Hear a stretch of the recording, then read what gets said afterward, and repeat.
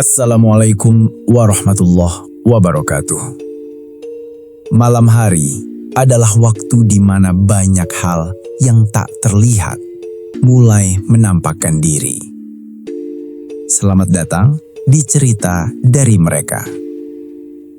Kali ini, sebuah cerita tentang perjalanan pulang setelah Lebaran yang seharusnya biasa saja, namun berubah menjadi pengalaman paling mengerikan dalam hidup seseorang.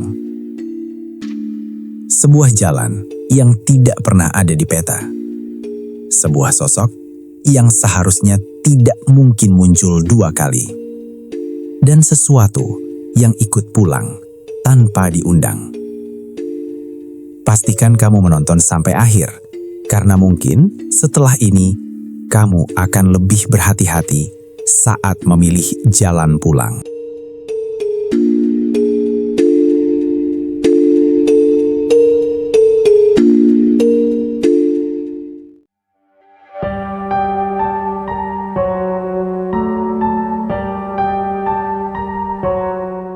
Lebaran tahun itu terasa begitu cepat berlalu. Baru kemarin rasanya aku duduk bersila di ruang tamu, menyantap ketupat, opor ayam buatan ibu, sambil bercanda dengan adik-adikku. Tawa mereka masih terngiang jelas di telingaku. Namun pagi itu suasana rumah sudah berbeda. Ketiga adik-adikku menungguiku di kamar, karena saat itu aku sedang memasukkan beberapa lembar pakaian ke dalam ransel. "Kak, kakak pulang hari ini. Kenapa nggak besok aja, Kak? Kami masih rindu sama kakak." "Iya, Kak, kakak kan jarang pulang." "Kakak sudah mulai masuk kerja Senin besok. Kalian belajar yang pintar ya, jangan nakal." Mereka bertiga mengangguk. Hatiku teriris melihat ketiga adikku yang masih kecil-kecil itu. Lalu, sepi, sunyi. Hanya suara piring yang beradu dari dapur menemani keberangkatanku. Aku berdiri di depan rumah, mengenakan jaket tebal dan helm yang sudah agak kusam. Motorku terparkir di halaman, siap untuk kembali menempuh perjalanan panjang menuju Jakarta. "Aku pamit balik ke Jakarta, Bu ya," ujarnya sambil meraih tangan ibu dan ayahnya, dan langsung mencium punggung tangan mereka. "Hati-hati di jalan, Nak," kata ibu sambil mengelap tangannya dengan kain. Aku hanya mengangguk. Kalau terlalu lama menatap wajahnya, aku tahu aku akan sulit pergi. Ayah tidak banyak bicara. Seperti biasa, ia hanya menepuk pundakku pelan. Tapi dari matanya, aku tahu ia menyimpan banyak hal yang tidak terucapkan. Aku adalah tulang punggung keluarga. Setelah ayah sakit dan tak lagi mampu bekerja seperti dulu, semua tanggung jawab itu jatuh ke pundakku. 3 adikku masih sekolah, biaya hidup, kebutuhan rumah, semuanya bergantung padaku.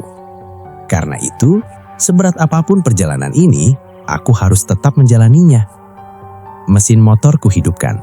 Suaranya meraung kecil, seakan ikut memahami beban yang kubawa. Perjalanan dari Bandung menuju Jakarta bukanlah hal yang mudah, apalagi setelah musim mudik. Jalanan masih ramai, sisa-sisa arus balik masih terasa. Panas matahari mulai menyengat, dan kemacetan di beberapa titik membuatku harus ekstra sabar. Beberapa jam pertama berjalan cukup lancar. Aku melewati jalan-jalan yang sudah sangat familiar. Namun semakin jauh, rasa lelah mulai terasa. Punggungku pegal, tanganku kaku. Helm terasa semakin berat. Aku sempat berhenti di sebuah warung pinggir jalan untuk sekedar minum kopi dan meregangkan badan. Di sana, beberapa pengendara lain juga beristirahat. Kami saling bertukar cerita singkat, lalu kembali melanjutkan perjalanan masing-masing. Saat itu, semuanya masih terasa normal. Sampai akhirnya, sesuatu mulai terasa berbeda. Langit yang tadinya cerah, perlahan berubah menjadi mendung. Awan gelap menggantung rendah, seolah menekan bumi. Angin mulai berhembus lebih dingin dari biasanya. Aku melihat ke sekeliling. Jalan yang kulalui mulai terasa asing. Padahal aku yakin Ini adalah jalur yang biasa kulalui. Ah, mungkin cuma perasaan, gumamku. Aku kembali memacu motor, mencoba mengabaikan rasa tidak nyaman yang mulai muncul di dada. Namun, beberapa kilometer kemudian, aku melihat sesuatu yang membuatku mengerem mendadak. Sebuah rambu besar berdiri di tengah jalan. Jalan ditutup, harap menggunakan jalur alternatif. Aku mengernyit. Aneh, setauku tidak ada perbaikan jalan di jalur ini. Beberapa pengendara lain juga tampak kebingungan. Mereka berhenti, saling bertanya, lalu akhirnya mengikuti arah yang ditunjukkan oleh papan itu. Aku menoleh ke kanan. Di sana berdiri seorang bapak paruh baya.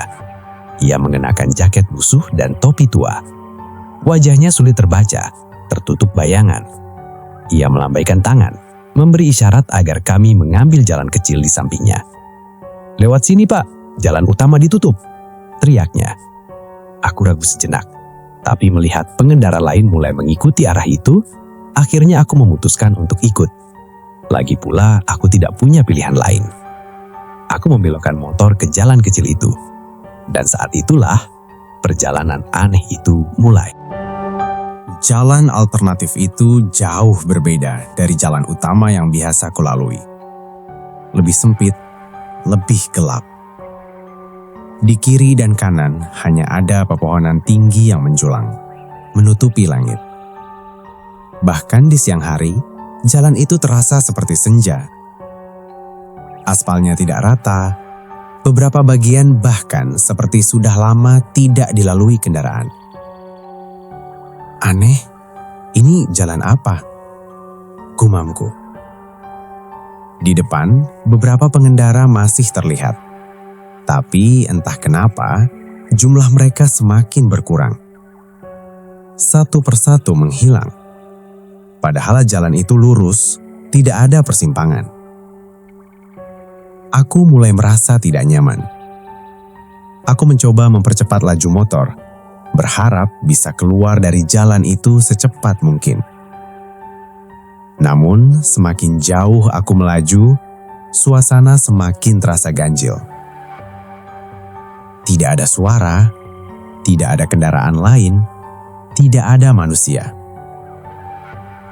Hanya suara mesin motorku sendiri, dan desiran angin yang entah kenapa terdengar seperti bisikan. Aku menoleh ke kaca spion. Kosong. Padahal beberapa menit lalu masih ada pengendara di belakangku. Kemana mereka semua? Bisikku. Tiba-tiba, aku melihat sesuatu di kejauhan. Seorang bapak berdiri di pinggir jalan. Jantungku berdegup lebih kencang. Itu orang yang sama. Bapak yang tadi mengarahkan kami. Tapi bagaimana mungkin? Aku belum keluar dari jalan ini.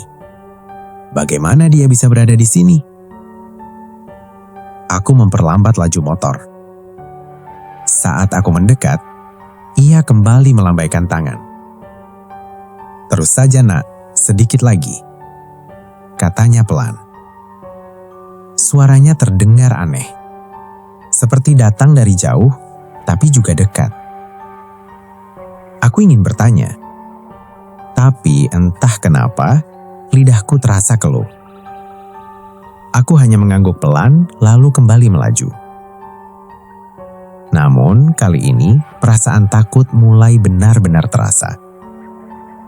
Keringat dingin mengalir di punggungku. Aku merasa seperti dia sedang mengawasi.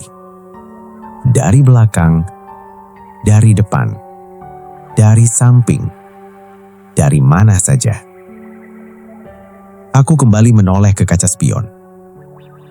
Dan saat itulah, aku melihat sesuatu yang membuat tubuhku kaku. Di belakangku, bukan jalan kosong. Ada sosok lain. Mengendarai motor. Mengikutiku. Tapi, kepalanya tertunduk dan tubuhnya tidak menyentuh jok motor. Seolah melayang. Aku spontan memutar gas lebih kencang. Detak jantungku berpacu liar. Aku tidak berani menoleh lagi. Hanya fokus ke depan. Namun jalan itu seakan tidak ada ujungnya. Aku tidak tahu sudah berapa lama aku berada di jalan itu. Rasanya seperti berjam-jam, tapi juga seperti baru beberapa menit. Waktu terasa aneh. Jam di tanganku berhenti, jarumnya tidak bergerak. Aku menepuknya beberapa kali.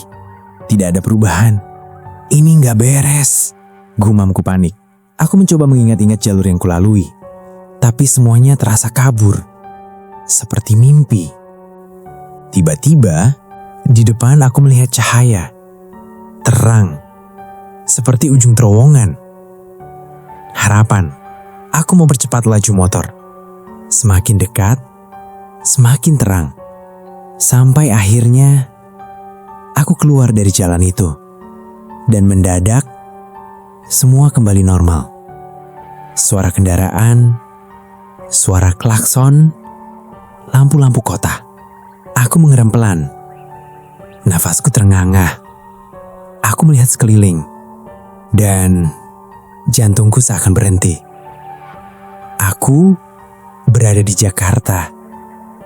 Lebih tepatnya, di depan kontrakanku sendiri. Apa? Aku turun dari motor. Tanganku gemetar. Ini tidak masuk akal. Perjalanan dari Bandung ke Jakarta seharusnya memakan waktu berjam-jam. Apalagi ini arus balik. Pasti macet di mana-mana. Tapi ini seperti hanya beberapa menit. Aku menoleh ke jalan belakang. Tidak ada jalan kecil, tidak ada pepohonan. Tidak ada bapak itu. Semuanya hilang. Malam itu, aku tidak bisa tidur. Setiap kali memejamkan mata, bayangan jalan itu kembali muncul. Dan sosok di kaca spion itu, aku mencoba meyakinkan diri. Mungkin aku terlalu lelah. Mungkin itu hanya halusinasi. Tapi, sekitar pukul 2 pagi, aku mendengar suara. Ketukan. Tok, tok, tok. Dari pintu. Aku membeku. Siapa yang datang malam-malam begini?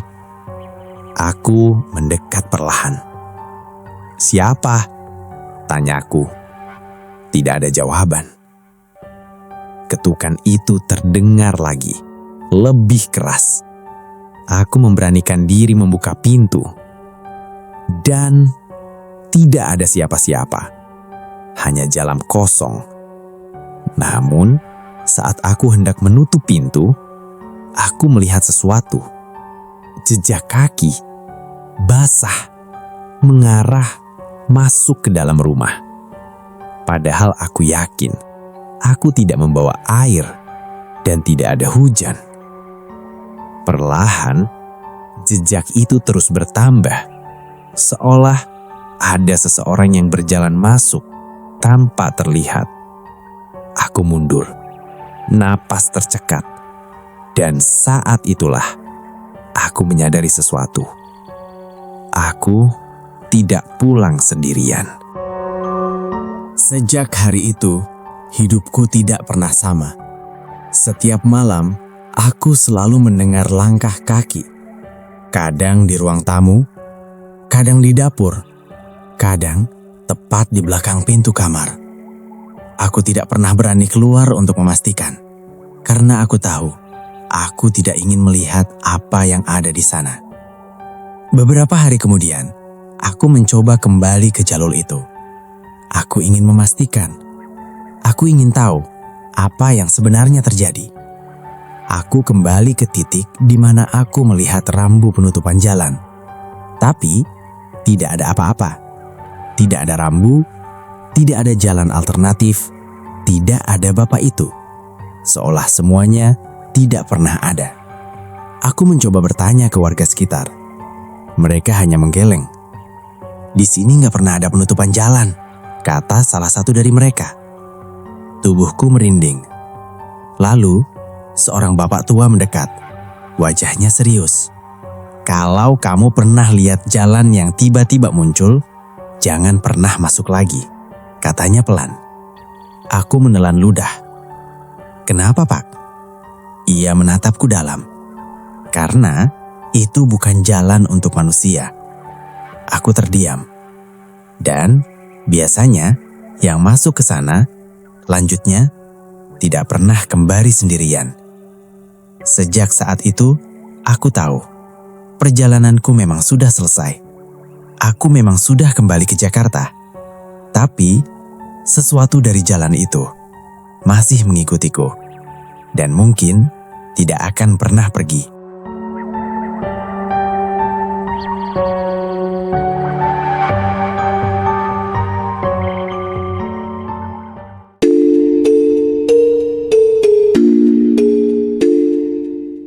Jalan itu mungkin sudah hilang.